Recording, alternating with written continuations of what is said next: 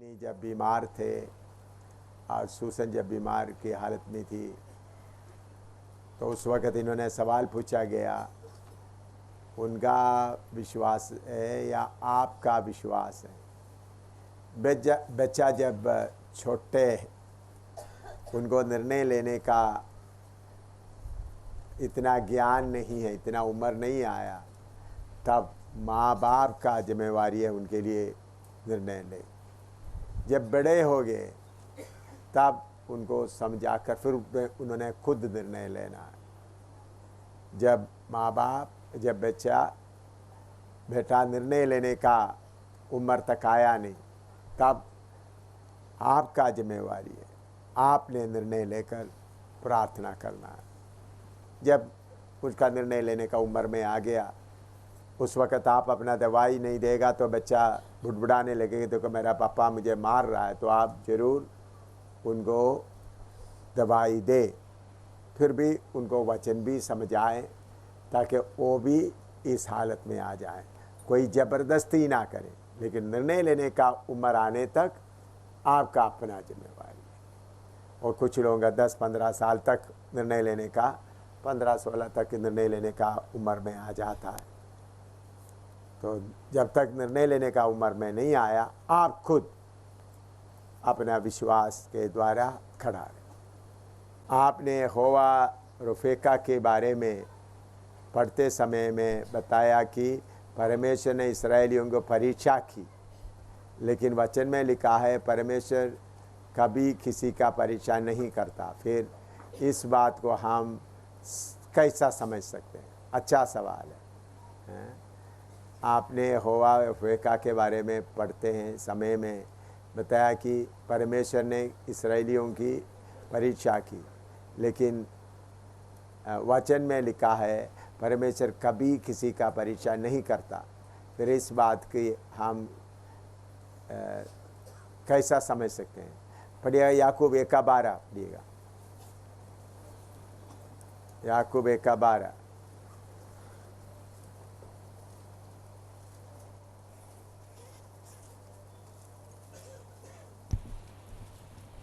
पढ़ो। धन्य है वह मनुष्य जो परीक्षा में स्थिर रहता है, क्योंकि वह खरा निकलकर जीवन का वह मुकुट पाएगा जिसकी प्रतिज्ञा प्रभु ने अपने प्रेम करने वालों से की है। हाँ। जब किसी की परीक्षा हो तो वह ये ना कहे कि मेरी परीक्षा परमेश्वर की ओर से होती है, क्योंकि ना तो बुरी बातों से परमेश्वर की परीक्षा हो सकती है और ना वह किसी की परीक्षा आप करता है। ठीक, अभी और एक वचन भी पढ़िएगा,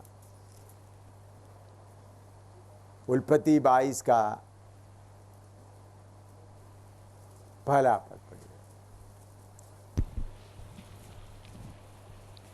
इन बातों के पश्चात ऐसा हुआ कि परमेश्वर ने अब्राहम से यह कहकर उसकी परीक्षा की, हे अब्राहम। हाँ, उसने इधर में एक जगह में लिखा है परमेश्वर परीक्षा नहीं करेगा। इधर में क्या लिखा है? हुआ परमेश्वर परीक्षा किया। उसमें बात समझना, बुरी बातों से होवा परमेश्वर परीक्षा नहीं करता। उसका मतलब है कोई पाप का बात लाकर आपको प्रभु परीक्षा नहीं करता है। उदाहरण के तौर पर एक नौजवान लड़के के सामने प्रभु एक लड़की को लाकर उनको परीक्षा नहीं करेगा, या लड़की के सामने एक लड़के को लाकर प्रभु परीक्षा नहीं करेगा, या आपके सामने कुछ पैसा रख दिया, चोरी करें या ना करें, ऐसा परीक्षा प्रभु नहीं करता है। लेकिन आपका विश्वास का परीक्षा होता है। विश्वास का परीक्षा, आप कितना विश्वास में हैं से पहला पत्र से 1:7 पढ़िएगा।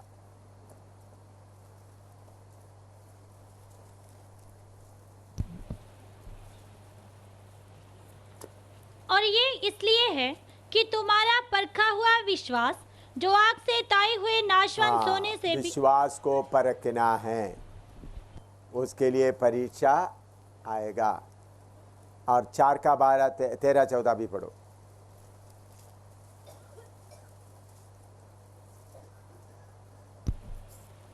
हे प्रियो, जो दुख रूपी अग्नि तुम्हारे परखने के लिए, हाँ, दुख रूपी अग्नि तुम्हारा परखने के लिए आए, वो भी परीक्षा है। यिर्मयाह 20 का 12, यिर्मयाह 20 का 12।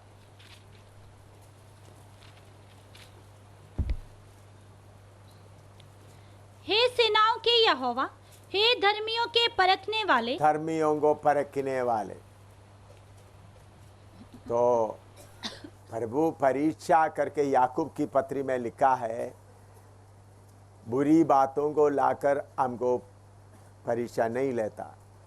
अब्राहम का परीक्षा किया करके लिखा, क्या वो क्या करते ताकि उनके अंदर की बातें मालूम होकर आशीर्वाद के लिए कारण बने। तो परमेश्वर परीक्षा इस्राएल के लिए किया। हम देखते हैं उन्होंने उस मारा का जगह में आया, उधर में लिखा प्रभु ने उनको परीक्षा किया, क्या उन लोग अपना बुद्धि को इस्तेमाल करता है या नहीं। तो इसलिए प्रभु जरूर आपको परखता है या परीक्षा लेता है, बुरी बातों से नहीं। और उस परीक्षा के द्वारा आपको मालूम हो जाता है आपका विश्वास कितना तक है और आप कितना परमेश्वर को प्यार करता है। ये बातें आपके परखने का परीक्षा होता है। लेकिन पाप लाकर परमेश्वर क्या नहीं करता, परीक्षा नहीं करता है, वो शैतान करता है। प्रभु यीशु मसीह को भी परखने के लिए शैतान लेकर गए थे। आपने कहा कि मैं प्रभु को पहचानने के कारण हर एक बीमारी का सामना किया, लेकिन पहले आपने ये भी कहा था कि कोई भी समस्या आते समय प्रभु को पहचानने का मौका मिलता है। इसमें फ़र्क बताए। और एक बार पढ़ता हूँ। आपने कहा कि मैं प्रभु के पहचानने के कारण हर एक बीमारी का सामना किया, लेकिन पहले आपने ये भी कहा था कि कोई भी समस्या आते समय प्रभु को पहचानने का मौका मिलता है। इसमें फ़र्क बताए। देखिए, ये दोनों बात ठीक है। प्रभु आपके सामने समस्या लाते समय में परमेश्वर को पहचानने का मौका मिलता है। ऐसा बार बार मौका मिलने के बाद कोई भी समस्या आएगा तो उसका उद्देश्य यह है करके, इसलिए इब्रानी 12 का 10-11 पढ़िएगा। इब्रानी 12 का 10-11।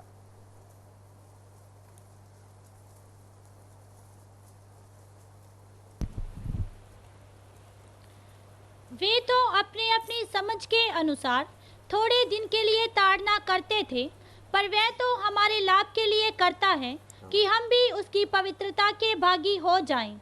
वर्तमान में हर प्रकार की ताड़ना आनंद की नहीं, वर्तमान की हर प्रकार की ताड़ना आनंद की नहीं, पर शोक ही की बात दिखाई पड़ती है। तो भी जो उसको सहते सहते पक्के हो गए हैं, बाद में उन्हें चैन के साथ धर्म का प्रतिफल मिलता है। हाँ, देखिए, मैंने बोला परमेश्वर को पहचानने के कारण समस्या आया तो दिलेरी से खड़ा हो गया।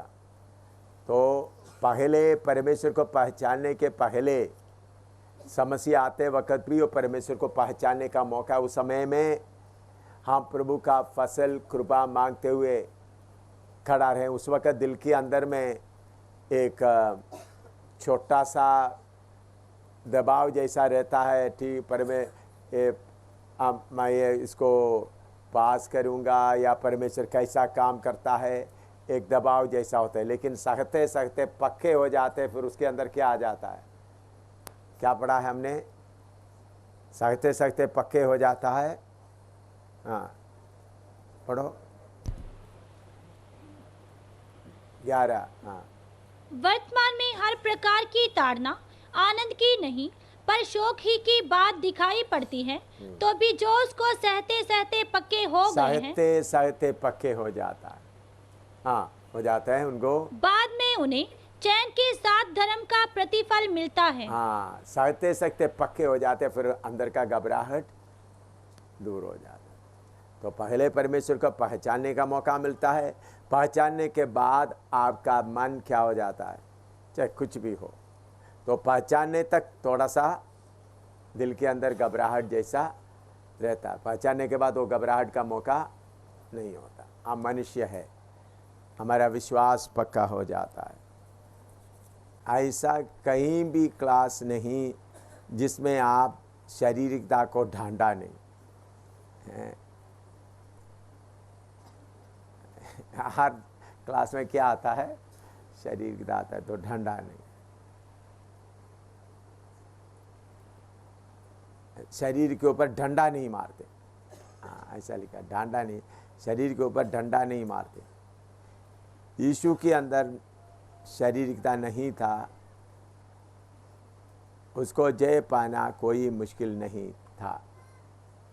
लिखा है जो जय पाएगा वह ही सिंहासन पर बैठेंगे।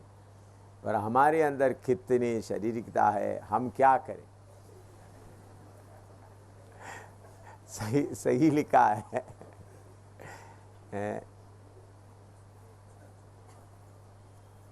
ऐसा कोई भी क्लास नहीं जिसमें आप शारीरिकता को डंडा नहीं मारते।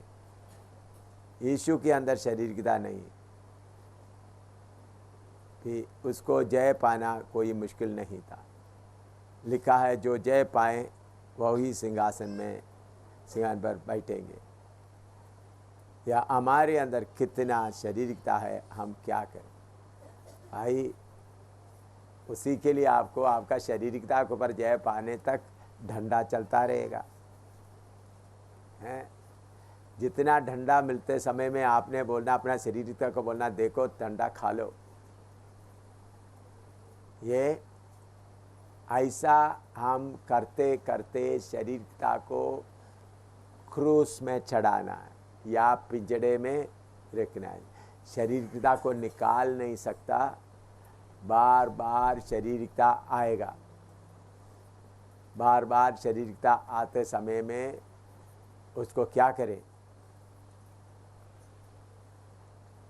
प्रभु यीशु मसीह के द्वारा पवित्र आत्मा का मदद लेकर उनको दबा कर रखें। ये काम अंत तक करना है। मैं भी कर रहा हूँ, आप भी करते रहना है। ये मतलब नहीं मेरा शारीरिकता पूरा नहीं। अगर मैं उसको मारता कूटता वश में नहीं रखता, आप लोगों को प्रचार करने के बाद मैं भी गलत तरीके से चले जाएगा। तो आखिरी दम तक शारीरिकता आप सोचेंगे नौजवान होते समय ज़्यादा होता है। नौजवान होते समय में शारीरिकता आता है, पहचान कर सकता है, लेकिन थोड़ा उम्र आने के बाद नौजवान का शारीरिकता नहीं आता। और कुछ बड़ा नाम आना है, पैसा आना है, इज्जत चाहिए, ये चुप कर आकर बैठ जाता है। इसको पहचानना आसान नहीं। तो बुजुर्गों, नौजवानों, सबको शारीरिकता का परिचय है, सबको। इसमें किसी को भी छूट नहीं है। ये पवित्र आत्मा का मदद से आप जय पाते जाना। इसलिए प्रभु ने आपको पवित्र आत्मा दिया। इसलिए आत्मा के अनुसार चलो तो किसी रीति से भी शारीरिकता को क्या नहीं करोगे। पढ़िएगा गलाती 5:16।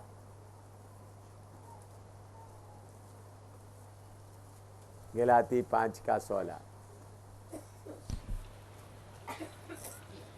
पर मैं कहता हूँ आत्मा के अनुसार चलो, आत्मा के अनुसार चलो तो तुम शरीर की लालसा किसी रीति से पूरी ना करोगे। हाँ, आत्मा के हम क्या करें, सवाल था हम क्या करें। मैं क्या जवाब देता हूँ, आत्मा के अनुसार चलो। जवाब मिल गया है। जो इन्होंने लिखा हाथ खड़ा करने का कोई ज़रूरत नहीं, क्योंकि सवाल सबके लिए। मैं इसलिए मैं बोलता हूँ कौन लिखा करके नहीं पूछता। लोग दूसरों के लिए फ़ायदा होता है। तो शारीरिकता के ऊपर जय पाने के लिए एक ही मार्ग है, क्या करो? आत्मा के अनुसार चलो तो शरीर पर जय पाएंगे। पौलुस प्रभु के दास कहते हैं, मैं सबके लिए सब कुछ बना। तो क्या एक व्यक्ति को सीधा करने के लिए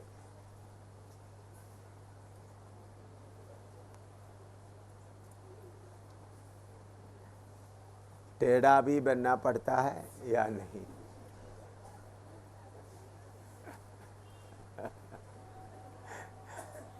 है अच्छा सवाल है। पौलुस प्रभु के दास कहता है, मैं सबके लिए सब कुछ बनता। तो क्या एक व्यक्ति को सीधा करने के लिए टेढ़ा भी बनना पड़ता है या नहीं? ठीक है, सिगरेट वाने वालों के पास जाके देखो, तुम 10-15 सिगरेट पीता है, मैं एक ही पीता हूँ।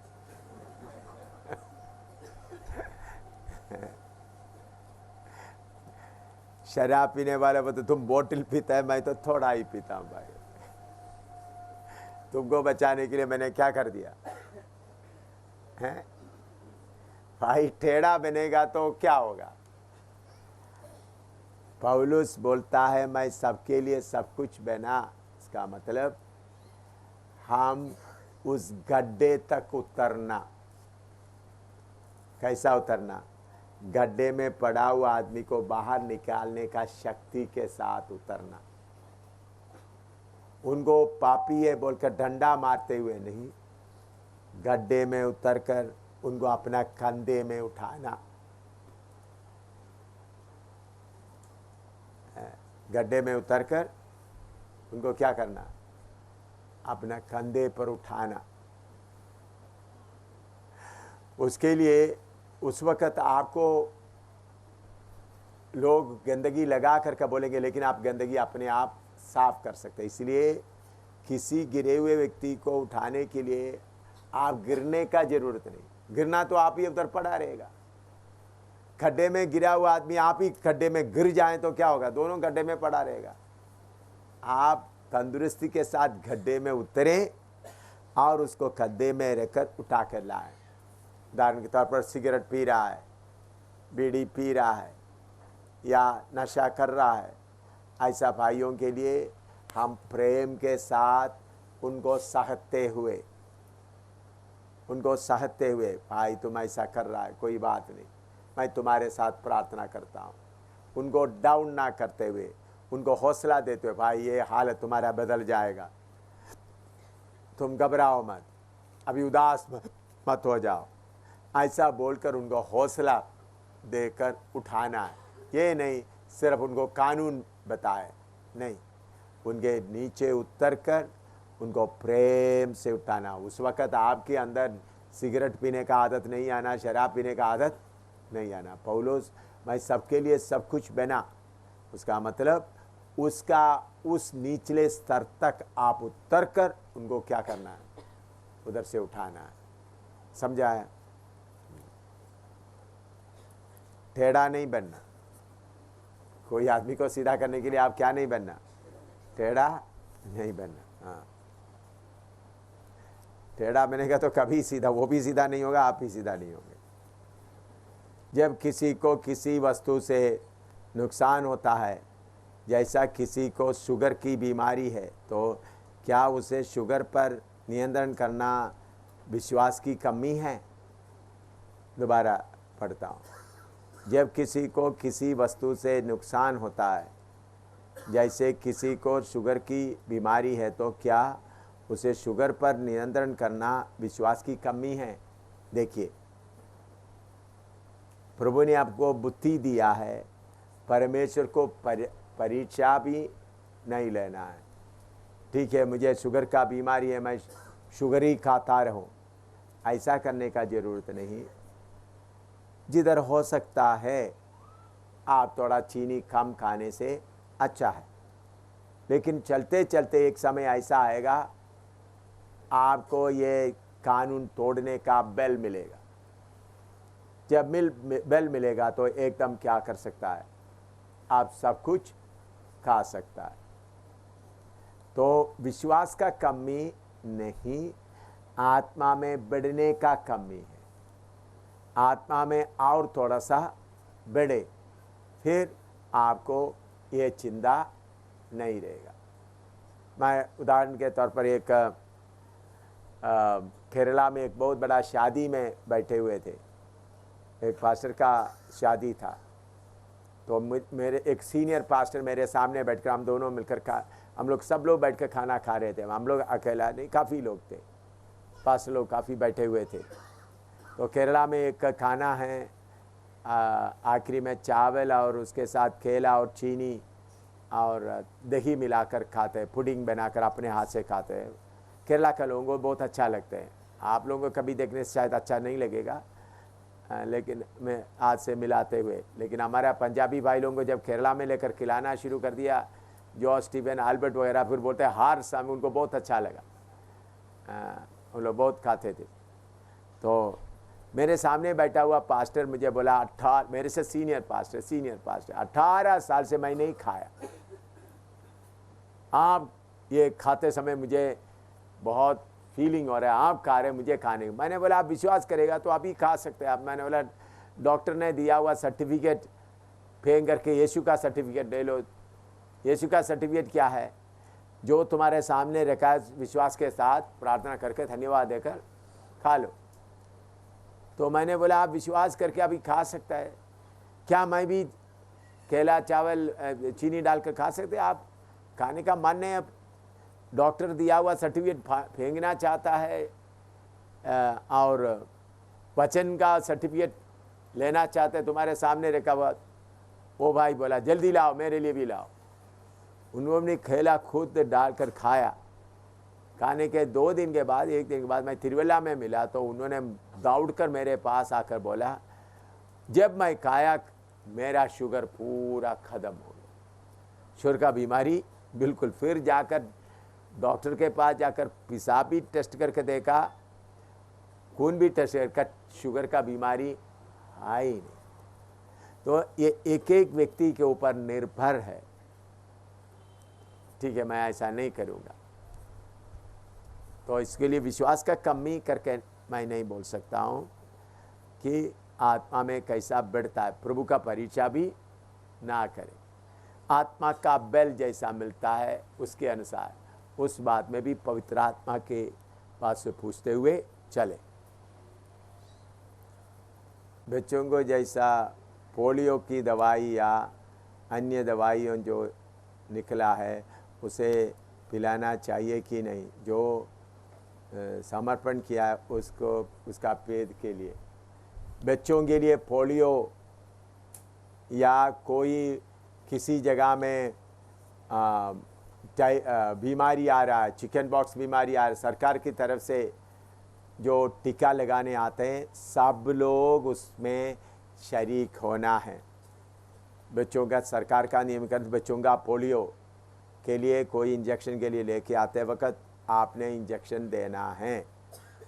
और कहीं मलेरिया फैल रहा है या कोई ट्यूबरक्लोसिस फैल रहा है, उसके लिए कोई दवा प्रिवेंशन के लिए कोई भी आता है वक्त कानून के अनुसार आप उसको लेना है। उधर में आपका पवित्रताई का सर्टिफिकेट लेकर खड़ा नहीं होना है। कुछ लोग ऐसे थे कि हम दवाई नहीं दे, बच्चों को पोलियो भी नहीं दे। ऐसा नकली विश्वास हमको नहीं चाहिए। बच्चों को पोलियो देना है, बाकी बीमारी या कुछ भी सरकार आता है, अभी सब बाढ़ आ गया, सब जगह में डायरिया फैल रहा है या कुछ प्लेग आ रहा है, तो सब लोग लाइन में लाकर इंजेक्शन लेते वक्त आप ही जाकर इंजेक्शन लेना है। उधर मैं जाकर मैं नहीं लूँगा बोलकर नहीं करना। ऐसा दिखावटी भक्ति नहीं चाहिए।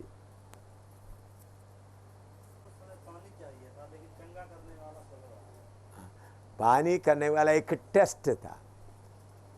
इन लोग अपना बुद्धि इस्तेमाल करता है या नहीं अपना, क्योंकि मारा का उस तालाब के चारों तरफ उन लोग खड्डा खोद कर, जैसा इस्राएली लोग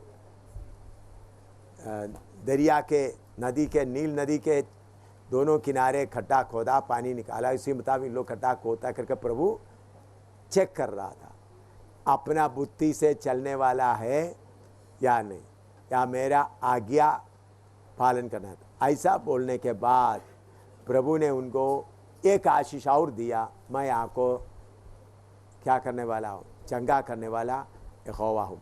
उधर मैं लिखा, तुम अगर मेरा विधियों के अनुसार चलेगा तो, तुम्हारा मेरा विधियों के अनुसार चलागा तो मैं तुमको चंगा करने वाला है। तो टेस्ट के साथ उसका असर, उसके लिए फल जो मिलता है, सीधा होने का कोई ज़रूरत नहीं है। प्रभु देखता है किसी को कुछ देखने के लिए मैं इनको किस तरह से इनको क्या करूं, परखूं। वो परखने का बाद कौन फासला करता है? परमेश्वर खुद ही फासला करता है। आपने बताया इस्राएली को परमेश्वर टेस्ट किया और पास भी हो गया, लेकिन हम देखते हैं कि फिर इस्राएली लोग मूसा पर क्यों बकबक किया। तो हम कैसे समझिए कि वे टेस्ट में पास हो गया? भाई टेस्ट एक एमए तक पास होना तो कितना टेस्ट होता है, कितने बार परीक्षा में? साल में एक बार परीक्षा के लिए कम से कम 3 परीक्षा होते हैं एक क्लास के लिए। एक क्लास के लिए कितना परीक्षा होता है? 3। तो 12 तक पढ़ना तो कितना परीक्षा पास होना? 36 परीक्षा पास होना। भाई बार बार बार बार होता है। इस्राएलियों को बार बार परीक्षा हुआ, उसमें उन्होंने खड़ा नहीं हुआ, इसलिए लेकर नहीं गए। एक बार नहीं, 2 बार नहीं, बार बार होता है। जवानी की हालत में शारीरिकता को पहचान सकते हैं, मुश्किल नहीं होता। फिर आपने ये भी कहा कि जितना उम्र ज्यादा होता है तो पहचानना मुश्किल होता है, क्योंकि अपना बड़ा नाम पाने का मौका आ जाता है। तो फिर हमको क्या छोटा ही बनकर रहें, आगे ना बढ़े, क्योंकि शारीरिकता ज्यादा बढ़ता जाता है? अच्छा ठीक है। देखो मैं आपको अच्छा इसका बड़ा होते समय, देखिए छोटा आप लोग नौजवानी हालत में रहते वक्त आपका शरीर का भूख का शरीरता आता है, वो आप पहचान कर सकता है। खाने का, पीने का, लड़कियों को देखने का, लड़कों को देखने का, ऐसा आता है। लेकिन थोड़ा उम्र होने के बाद लोग आपको तारीफ करना शुरू करता है, लोग आपको आदर देना शुरू करता है। तो दूसरा, जब नौजवान होते समय लड़की को तो हाँ मैं पाप किया है, लड़की को देखा, लेकिन लोग जब आदर देना शुरू करता है उस समय में पहचानना मुश्किल है। आदर देते देते और उसको अच्छी तरह जांचते हुए ना रहेगा तो लोगों के आदर के ऊपर आकर फिर आपको झुकना मुश्किल होगा। बाकी लोग आदर नहीं दिया तो आपको चोट लगेगा। सब लोग आदर है, क्योंकि वो पाप को, वो आदर का पाप को कैसा सफ़ेद लिफाफा में पैक करके देगा। नौजवानी हालत में पाप को शैतान लाल लिफाफा में क्या करता है? आपको मालूम है, वो लड़की को देख रहे पाप है, मालूम होता है, लेकिन आदर पाने का पहले जैसा नहीं। अभी आप लोग मुझे आदर देता है तो, लेकिन मैं वो आदर में ही पड़े रहेगा तो आस्ता आस्ता जाकर अगर आँख में से कोई मुझे आदर नहीं दिया तो मुझे क्या आएगा? गुस्सा आएगा। अभी सब लोग आदर दे रहे हैं तो वो पहचानना आसान है या मुश्किल है? बोलो बोलो, बहुत मुश्किल है। अभी पहले, अभी आपके पास लोग पैसा देंगे, जैसा मेरे पास में लोग पैसा देता है, कभी भी आकर पैसा देता है। पैसा देते देते किसके लिए, क्या के लिए, ये बात को पहचानना बहुत मुश्किल है। अगर मैं ध्यान से नहीं रहेगा तो वो पैसा में से कुछ अपने लिए खर्च करना, लोग बोलेंगे आपके लिए ही बोलकर देता है, आपके लिए ही, सेवा के लिए नहीं। कितने लोग आकर बोलते आपके लिए, आपके लिए, आपके लिए। तो मैं ऐसा लेते लेते समय में उसको पहचानना मुश्किल होता है। नौजवानी हालत में शरीर का इच्छा के अनुसार पाप आता है, लेकिन जब आप उम्र हो गया तो वो पाप इतना आपके सामने नहीं आता। आदर के द्वारा लोग आदर दे रहा है या लोग पैसा दे रहा है और ऐसे ऐसे बातें आते वक्त इज्जत का, ये बातें पहचाना आसान नहीं है। इसलिए छोटा बन के रहेगा तो आप इस टेस्ट को पास करना क्या होगा, मुश्किल होगा। तो आत्मा में चलते रहेगा तो ये टेस्ट भी पास हो। मैंने क्यों मार्क बताया, नौजवानी हालत में एक परीक्षा है और उम्र होने के बाद भी इससे भी कठिन परीक्षा है। ये बात ही मैं आपको समझाना चाहता था। तो आप उम्र हालत में आकर अभी समझ लो आपको सब लोग इज्जत देना शुरू करता है, तो मुझे अभी इज्जत दे रहा है आप लोग, मैं इज्जत के ऊपर उठते जाएगा तो क्या होगा, और दूसरा कोई इज्जत नहीं है तो मुझे गुस्सा आ जाएगा। तो आप लोगों का इज्जत मेरा खुद ही को क्या कर सकता है, बैलून की तरह क्या कर सकता है। आप लोग इज्जत देते हो, एक एक इज्जत दे के मेरा खुद ही को इतना बड़ा कर सकता है। वो बात मैं समझना है, वो समझना आसान नहीं है। समझ रहे आपको बात, कितने लोगों को बात समझ आया? ठीक है। न्यायों की किताब 6 का 24 पढ़े। न्यायों की किताब 6 का 24, जजेस 6:24।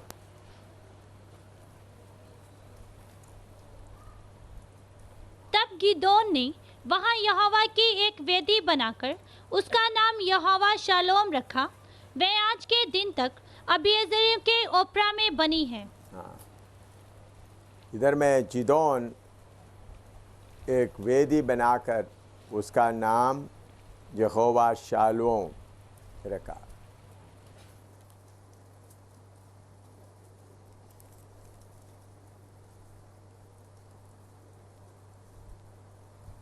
तो आप 5 पढ़े, अभी 6 है यहोवा शालोम।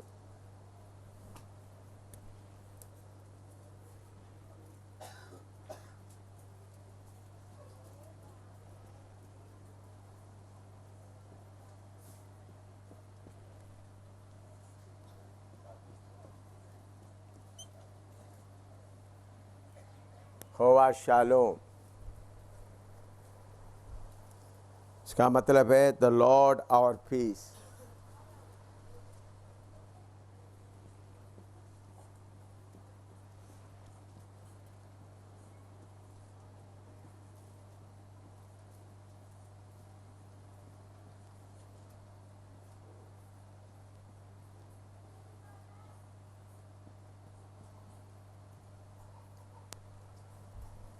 यहोवा हमारा शांति या तसली, लॉर्ड आवर पीस।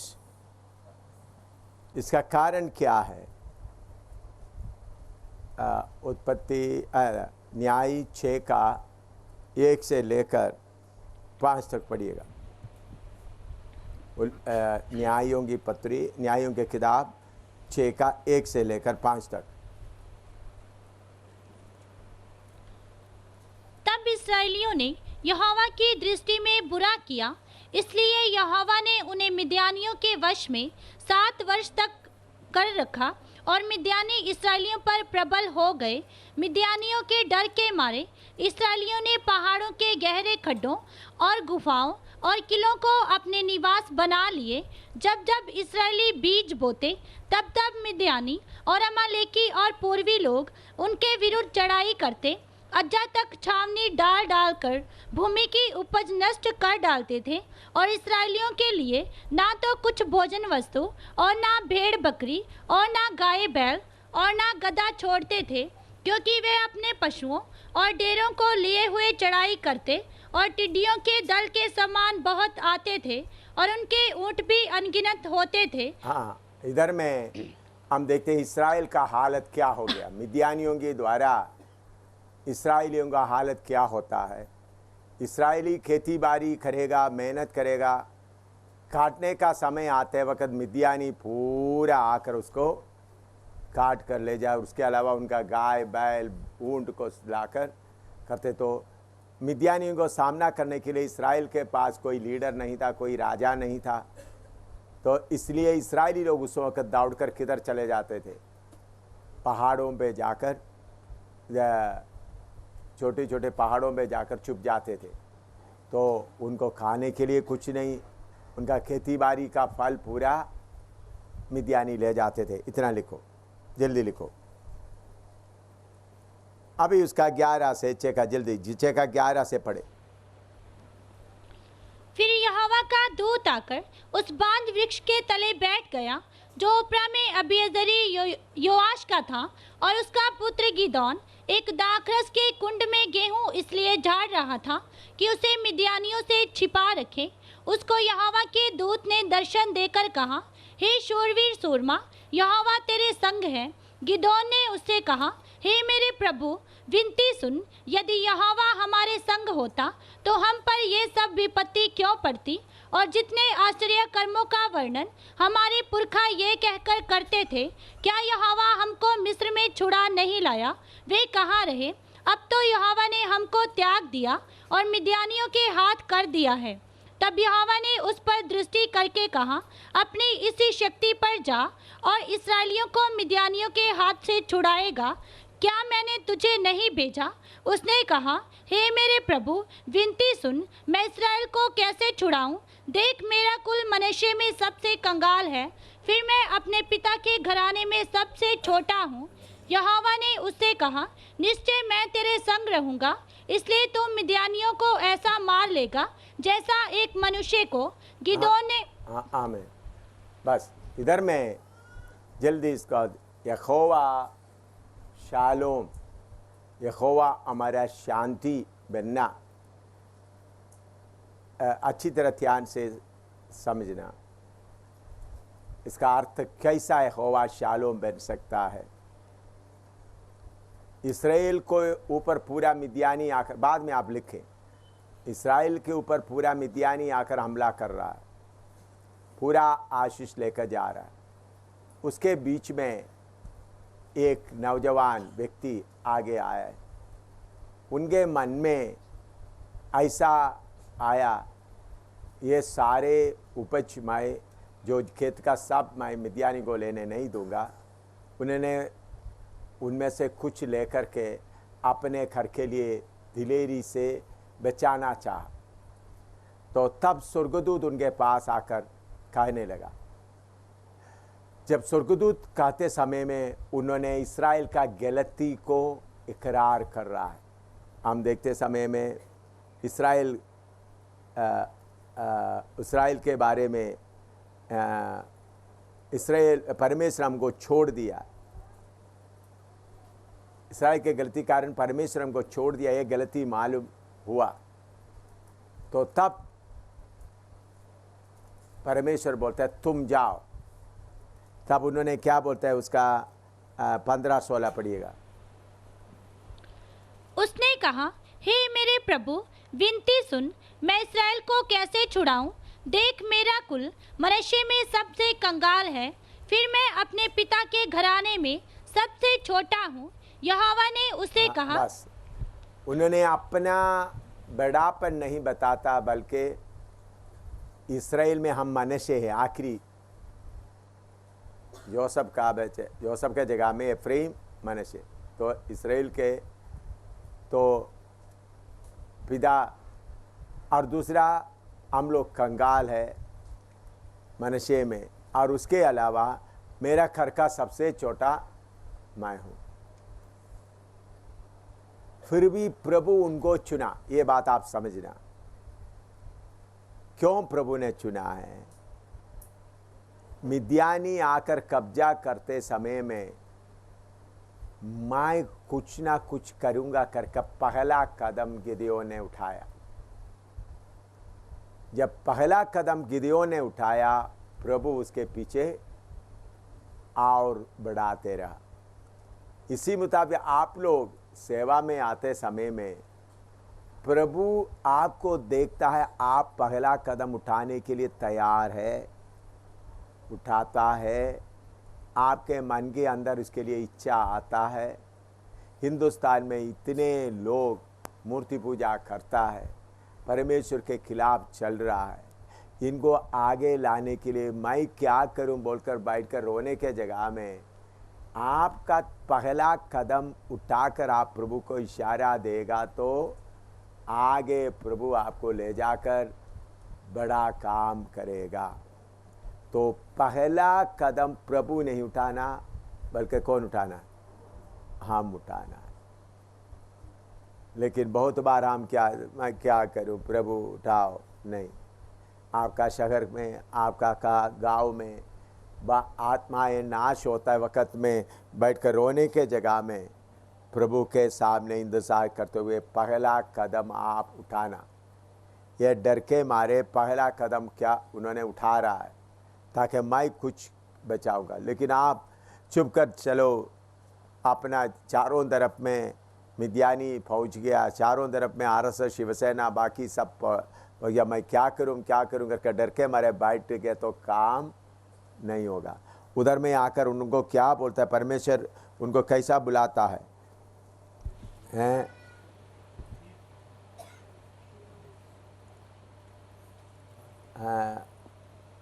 उसका 12 पढ़िएगा, 6 का 12। उसको यहोवा के दूत ने दर्शन देकर कहा, हे शूरवीर सूरमा। हाँ, ये शूरवीर सूरमा।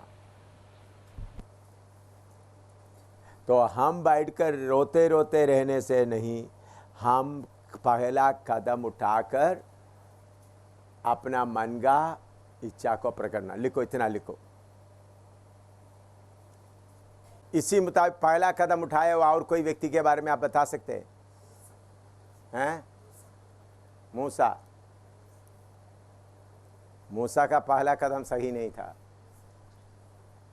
उन्होंने क्या सोचा, मेरे हाथ के द्वारा इस्राएल को बचा हैं?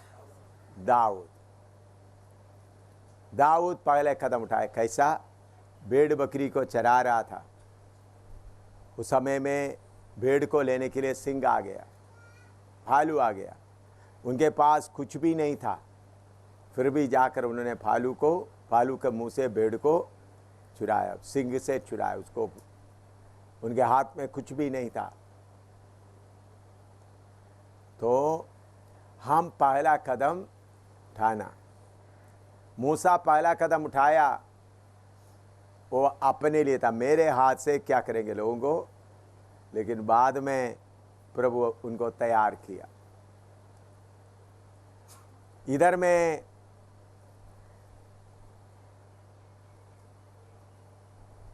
अपना भाई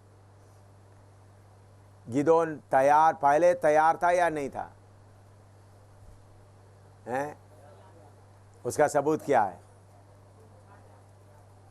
उन्होंने बताता है, मैं कौन हूं। ये बात मूसा कब बताया? 40 साल के बाद। जिदों ने कब बताया? पहले से। इसका मतलब तैयारी, मतलब समझ में आ रहा है? मूसा से ये बात निकालने के लिए प्रभु को कितना साल लगाना पड़ा जिदोन के लिए? बोलो, आप लोग पहले कुछ लोग पूछा, मूसा 40 साल रहा, तैयार किया ना? पूछा था ना, आज पूछा, कल पूछा? हाँ, अभी जवाब मिल रहा है। अभी आपके सामने मूसा भी खड़ा है, जिदोन भी खड़ा है। मूसा को कितने साल पड़ा मैं कुछ भी नहीं हूं करके बोलने के लिए? 40 साल। जिदोन को एकदम समझ में आ रहा है?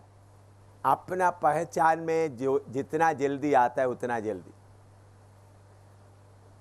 लिखो। समझ आया नहीं आया? हैं?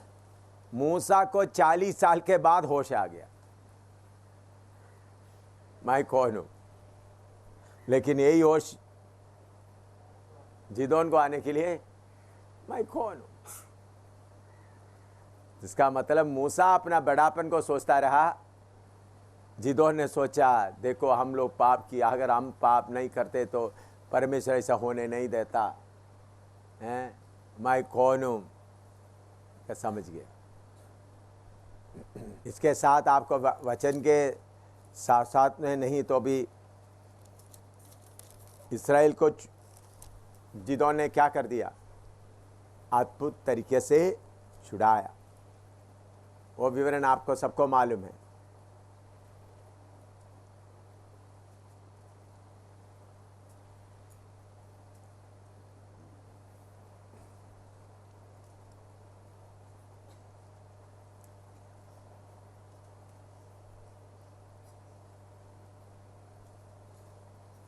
फिर उसका 19 से लेकर पढ़िएगा, 18 से लेकर 22 तक, जल्दी पढ़िएगा।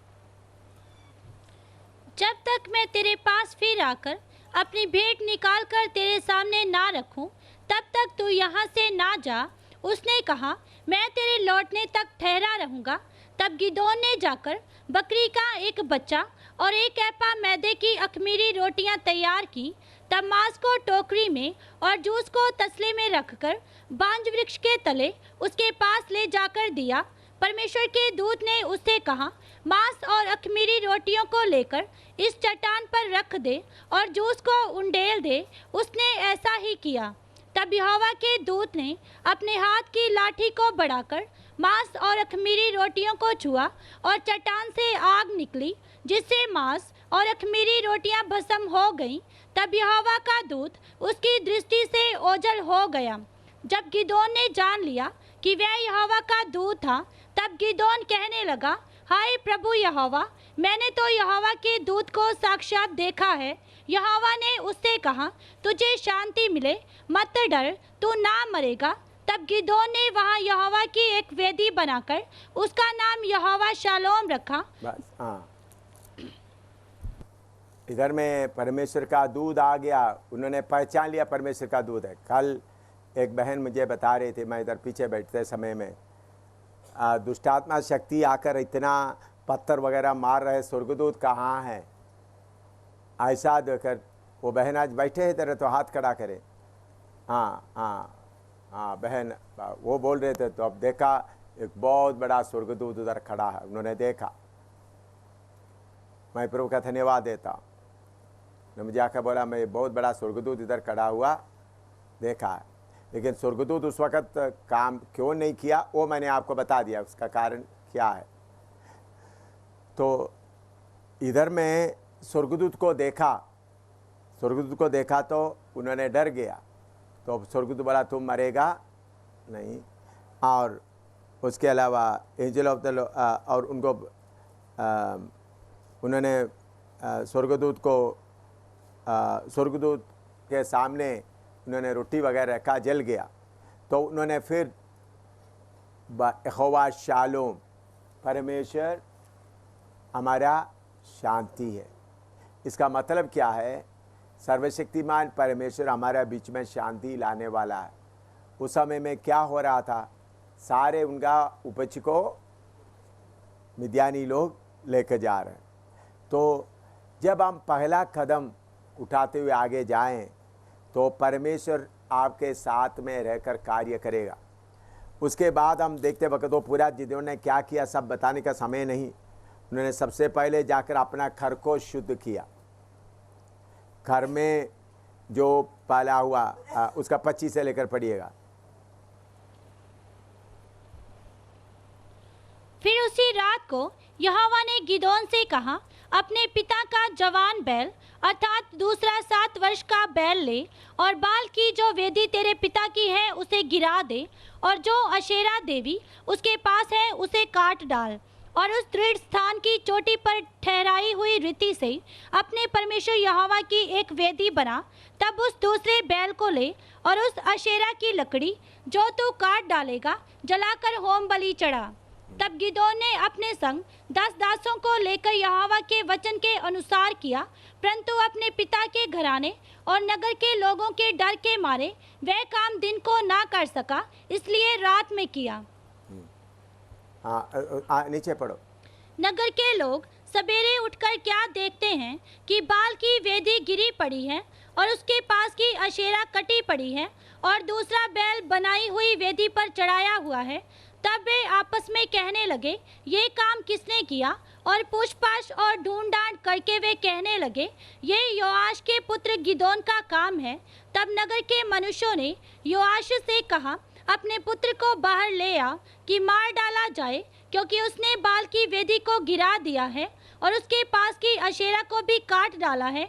योआश ने उन सबों से जो उसके सामने खड़े हुए थे कहा, क्या तुम बाल के लिए वाद विवाद करोगे?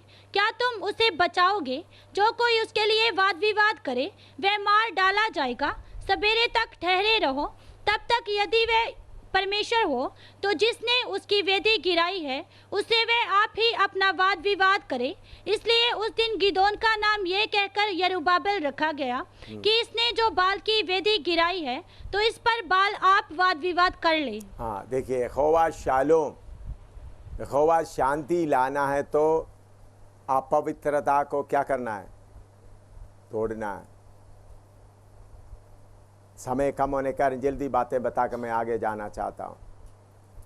सबसे पहले जिदोन के घर के अंदर का पवित्रता को उन्होंने निकाल दिया, किसी से सलाह नहीं किया। उधर में जो कुछ था सारे बर्बाद कर दिया। लोग खिलाफ हो गए, फिर भी उन्होंने उसको परवाह नहीं किया। इसी मुताबिक स्टेप बाय स्टेप हम आगे जाएगा तो प्रभु बाद में क्या लाएगा? शांति लाएगा। यहोवा हमारा शामा बन जाएगा, यहोवा हमारा शालोम बन जाएगा। यहोवा हमारा शालोम बनना है, बोलने से काफ़ी नहीं, गंदगी को निकालना। उसके बाद उन्होंने कैसा परमेश्वर कार्य कर रहा है, पहले 32,000 को चुना, 32,000 से 22,000 चले गए डर वाला, फिर 10,000 रह गया, 10,000 में से 300 ले लिया। 300 लेकर हम एक वचन आप पढ़ते समय में आपको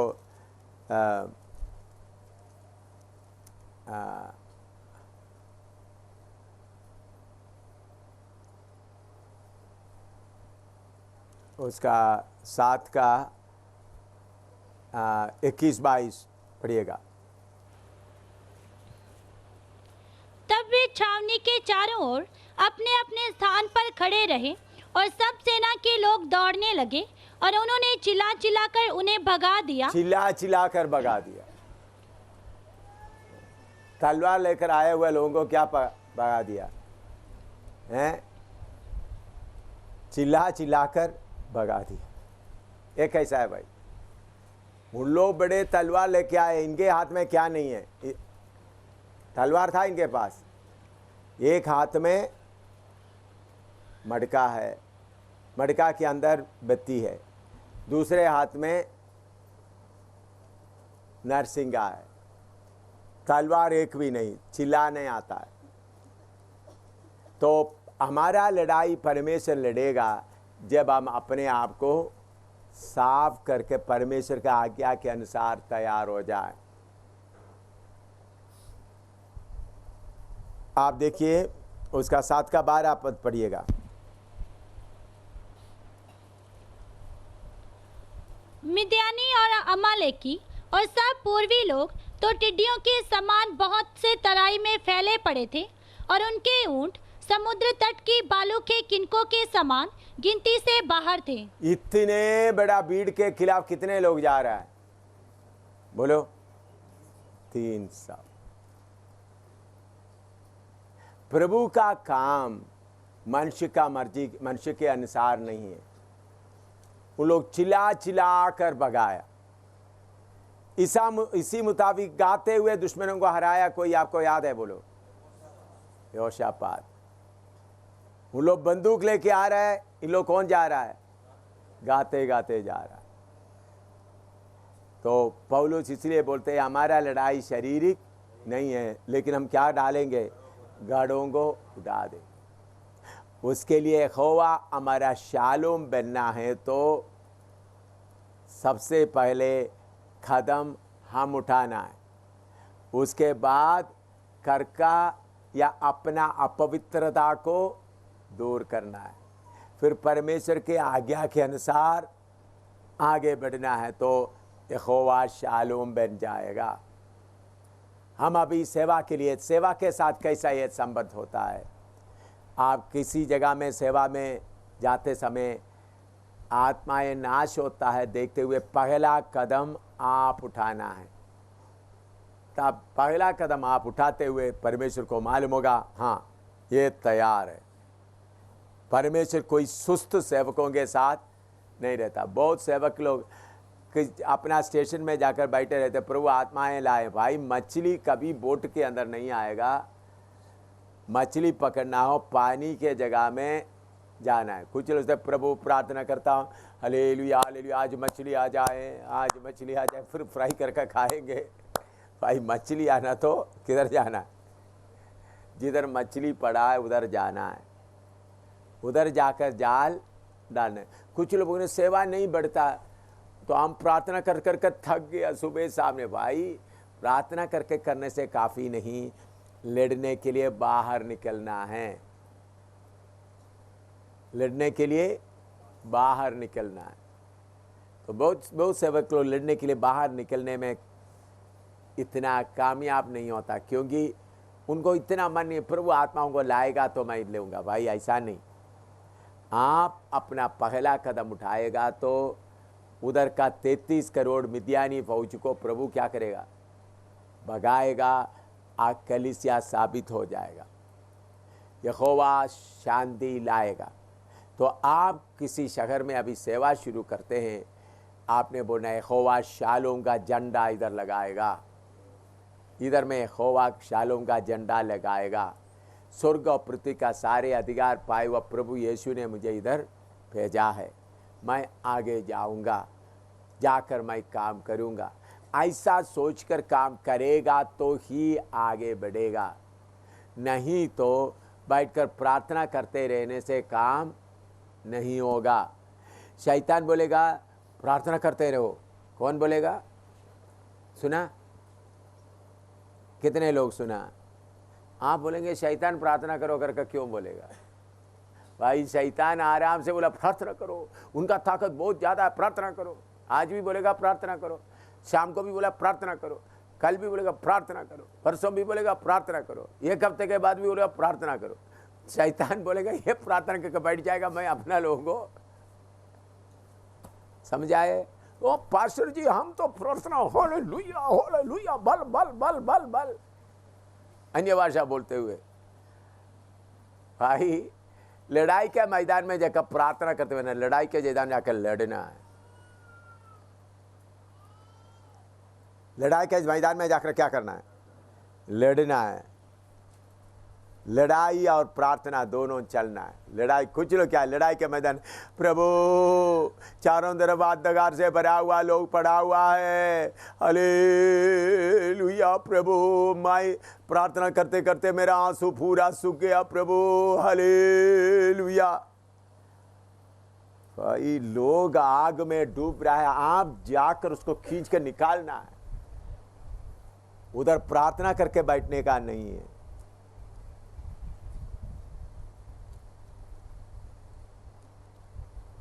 जिदोन की तरफ पहले कदम आप उठाना, उठाएगा तो फिर प्रभु क्या करेगा? आपके साथ रहकर उधर यहोवा शालोम बनेगा। हमको अभी काम बहुत बाकी है, हम बहुत काम किया करके बोलने इसके नहीं है, काम बहुत बाकी है। आपके एक एक किला तोड़कर अभी शैतान ने क्या करता है, अभी आप लोगों को शैतान क्या कर रहा है, किसी एक जगह में आप लड़ाई लड़ रहा है तो शैतान को मालूम है इधर में रुकेगा तो आपको दूर गांव में से बुलावट आ जाएगा। किधर से बुलावट आएगा? अपने जगह में लड़ाई लड़ने के समय में एक गांव में सेवा शुरू कर दिया, उधर शुरू करने के बाद क्या करेगा? दूर गांव में। फिर शैतान आपको, पवित्र आत्मा आपको किसी गांव में शहर में ले जा रहे। अभी जैसा प्रभु का दास अहमदाबाद में गया, प्रभु का दास लोग ऐसा दूर दूर में जाते हो, पवित्र आत्मा के अगुवाई से जा रहा है। उनके बारे में मैं नहीं बोल रहा हूँ, बल्कि कुछ लोग एक जगह में बैठा है सेवा, तो शैतान आपको इधर इधर इधर घुमा देता है। अपना किले को तोड़ने के लिए आपको टाइम नहीं मिलता। मेरे प्यारों, आप जिधर में बैठे हैं, जिदोन की तरह आप जाकर कुछ लोगों को बचाने का प्रोग्राम शुरू करना है, प्रार्थना करते हुए। ये नहीं तो इन्होंने ऐसा करने के कारण प्रभु ने आगे आकर पूरा मिद्यानी फौज को भगाया। और इसराइल के लिए बहुत बड़ा जीत लाया। तो आप पहला कदम उठाना है। बैठकर प्रार्थना करते रहने से काम नहीं होगा। बैठकर प्रार्थना करते रहेगा तो शैतान का शक्ति भी आकर आपके सामने क्या करेगा, वो दुष्ट शक्ति एक एक के बाद एक एक आता रहेगा। आप दुष्ट शक्ति से लड़ते लड़ते लड़ते लड़ते रहेगा। भाई दुष्ट शक्ति से या भी इधर लड़ता है, बाकी जगह में दुष्ट शक्ति बोलना तुमको इधर बैठता, मैं बाद में तुमसे लड़ूंगा, मैं जाकर पहले मेरा काम करने जा रहा हूं। तो यहोवा शालोम करके एक एक शहर में आपको यहोवा का उस नाम को ऊंचा करना है, शांति लाना है। तो मेरे प्यारों, पहले हम लोग कदम उठाकर आगे बढ़ना है। हम लोग कदम नहीं उठाएगा तो जीत नहीं होगा। ये शूरवीर करके बुलाना है कब, जब इतना मुसीबत के बीच में, अभी श्रीनगर का है, अड्डा तोड़ना है, इसी मुताबिक मुसलमानों का अड्डा तोड़ना है, हिंदू लोगों का, आरएसएस का, शिवसेना का अड्डा तोड़ना है। हम कदम उठा करके आगे बढ़ना है। ये नहीं बैठ कर प्रार्थना करते रहेंगे, बाद में हम बोलेंगे तो हमने तो बहुत सेवा किया, प्रार्थना किया, प्रभु आत्माएं नहीं दे रहा, मैं क्या करूं। हमने बहुत सेवा किया, आत्माएं प्रभु नहीं दे रहा। ऐसा नहीं, आप अपने आप को, अभी आप देखें मिस्री लोग, मिद्यानी लोग आकर पड़ा हुआ है, छुप छुप कर कौन जा रहा है, कौन जा रहा है, जिदोन जा रहा है। सब लोग किधर बैठा हुआ है, इसराइल लोग सब पहाड़ों में अपने अपने घर छोड़कर किधर चला हुआ है, पहाड़ों में बैठा हुआ है। एक आदमी बोला नहीं, मैं ये सबको इनको लेने नहीं दूंगा, मेरा जान खत्म होने दो, मैं जा रहा हूं, मेरा जान क्या होने दो, मेरा प्राण खत्म होने दो, मैं जा रहा हूं, मैं ये विद्यानियों को ऐसा लेने नहीं दूंगा। ऐसा बोलकर चलने वाला जिदोन को भी क्या कर सकता, अपना घर में बैठ सकता था, मैं जा रहा हूं करके ऐसा बोलने वाला, जाने वाला ही प्रभु की सेवा में आगे तरक्की पाएंगे। नहीं बैठकर घर में बैठ कर के तो फिर आगे नहीं बैठ सकेगा।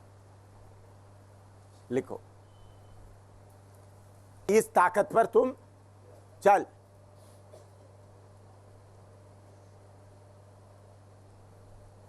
ताकत क्या है? चोरी छुपे आकर कुछ दान, कुछ फसल उनमें से छुपा कर ले जाने का। आपको देखकर, आपका मेहनत को देखकर, आपका इच्छा को देखकर प्रभु बोलना है, इस ताकत से जाओ, मैं भी तुम्हारे साथ होगा। अभी आपने क्या सीखा है? हैं? शामा यहोवा शालोम, यहोवा शालोम सीखा है। यहोवा शालोम बनना है तो पहला कदम कौन उठाना है? आप उठाए। आप कितना भी कमजोर है, अपना कमजोरी, वो बोलते हैं हम लोग कंगाल है, मनुष्य का है, मैं भी घर का सबसे छोटा हूँ। ये पहचान, फिर यहोवा हमारे साथ है समझ करके यहोवा का बल से मैं जाऊंगा, ऐसा कदम उठाएगा। तो ये नहीं प्रभु काम करें बोलने से नहीं। अभी खेत में निकलने का समय देरी हो गया, बैठकर प्रार्थना करने से काम नहीं होगा। आप लोग बोलेंगे ताकत पाकर आगे, ताकत पाना किस लिए?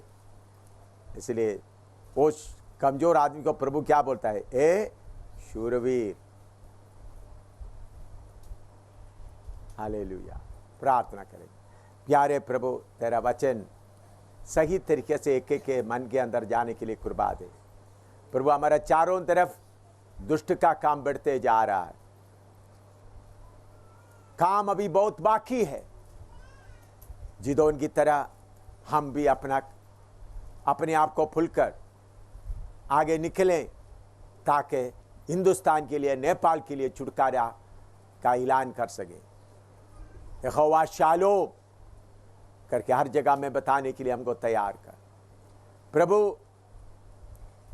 बैठे बैठे समय बिताने के लिए नहीं, शैतान का गढ़ों को तोड़ने के लिए जो ताकत आपने दिया है उसको लेकर निकले और तुझसे ताकत पाकर आगे बढ़ सके। प्रभु हिंदुस्तान में जितना दुष्ट का मिद्यानी फौज पड़ा हुआ है, हिंदुस्तान के लोगों को घेरा हुआ है, उनसे छुड़ाने के लिए हमको इन्हीं दिनों में तैयार कर। धन्यवाद, यीशु के पवित्र नाम से मांगते हैं, आमीन। जिदोन को डर नहीं था इसलिए गया, फिर बाकी 300 भी कौन सा लोग थे? बिना डरने वाला, ठीक है। जिदोन के अंदर डर नहीं था इसलिए गया, प्रभु के ऊपर भरोसा था। उसी मुताबिक उन्होंने तैयार किए हुआ 300 अलग अलग अपना अपना जगह में खड़ा हुआ। कितना बड़ा, एक दूसरे के नज़दीक में नहीं है, तो इसलिए डरपोकों को प्रभु इस्तेमाल नहीं करता है। जिसके अंदर डर नहीं है, मैं यहोवा के लिए सब कुछ होना चाहता हूँ, उनको प्रभु इस्तेमाल करेगा।